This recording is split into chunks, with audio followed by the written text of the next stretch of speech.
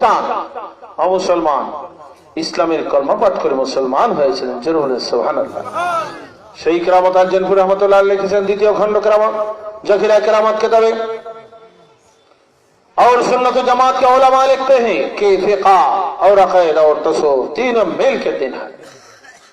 सुन्नत जमात अर्थात हनफी शाफी मालिकी हम्बली सारा पृथ्वी যত উলামায়ে কেরাম রয়েছেন সকলের একই কথা, গোড়ার দিকে আকায়েদ, তাসাউফ এবং ফিকহ তিনটা বিষয় নিয়ে কি আল্লাহর দ্বীন গঠিত। বলেন আলহামদুলিল্লাহ।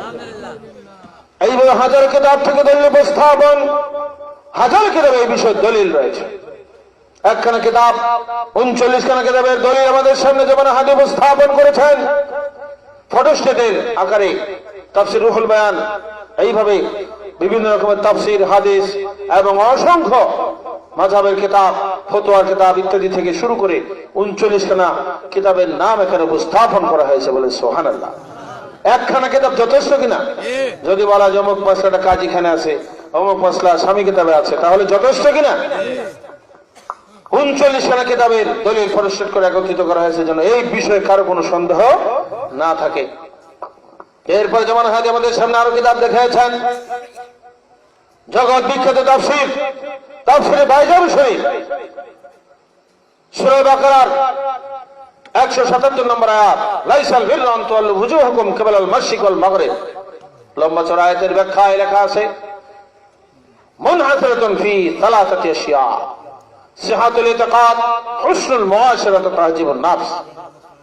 কোরআন শরীফের মাসালা অসংখ্য, অগণিত, কিন্তু মুনহাসিরাতুন ফি সালাসাতি আশিয়া, গোড়ার দিকে 3 বিষয়ের মধ্যে সীমাবদ্ধ। কয় বিষয়? 3 বিষয়ের ভিতরে সীমাবদ্ধ, আকায়েদ, তাসাউফ এবং ফিকহ। তো সম্মানিত উপস্থিতি, এইভাবে আরেকখানা কিতাব কিতাবুল আরবাঈন ফি উসুলিদ দ্বীন, গোড়ার দিকে 3 ভাগ বসতে ভাগ ভাগ হয়ে ইবাদত, মুআমালাত, মুহলিকাত, মুনজিয়াত, প্রত্যেক ভাগে 10 করে 4 দশা কত 40 উসুল নিয়ে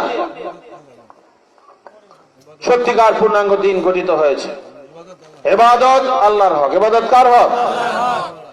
মুআমালাত সৃষ্টির হক, মৌলিকভাবে 10। মুহলিকাত অন্তরে অসস্বভাব বর্জন, মৌলিকভাবে কত 10। মুনজিয়াত সস্বভাব বর্জন, মৌলিকভাবে 10। 4 দশা কত হলো? আকসির হেদায়েত নামক একখানা কিতাব আছে, আজ থেকে প্রায় 1000 বছর আগের মূল কিতাবে উর্দু অনুবাদ। এই কিতাবের ভিতরে 55 পৃষ্ঠা লেখা আছে, হাম ইস কিতাব মে 40 আসলু কি সাফ সাফ সুরা করেंगे। ইমাম গাজ্জালী রাহমাতুল্লাহ আলাইহি বলেছেন, আমি আমার এই কিতাবের ভিতরে 40 উসুলের সব সব ব্যাখ্যা করব।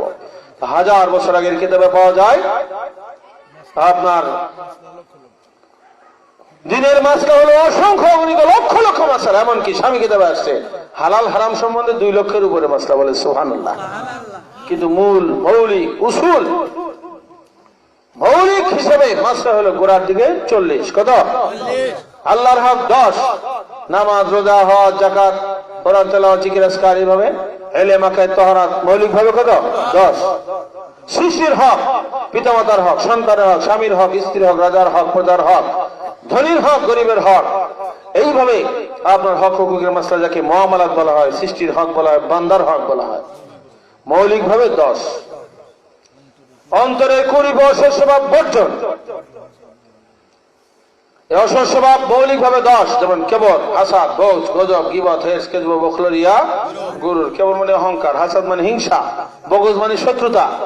এগুলো সমাজে আছে কিনা? এগুলো অন্তরে খারাপ স্বভাব, এগুলো দূর করতে হবে। এগুলো মৌলিক ভাবে 10টা খারাপ স্বভাব অন্তরে থাকে, এগুলো দূর করা ফরজ। এরপর অন্তরের ভিতরে সৎ স্বভাব, আপনার সৎ স্বভাব, ভালো স্বভাব, মুনজিয়াত অর্জন করতে হবে। এগুলো মৌলিক ভাবে 10।